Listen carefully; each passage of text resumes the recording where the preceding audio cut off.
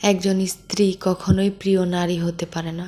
আপনি যদি অনেক মানুষকে জিজ্ঞাসা করেন আপনার জীবনে প্রিয় নারী কে, অনেকেই বলবে মা, আবার কেউ বলবে বোন, আবার কেউ কেউ বলবে মেয়ে, আবার কেউ বলবে নানি, কারণ ছোটবেলা থেকে তাকে কোলে পিঠে করে মানুষ করেছে।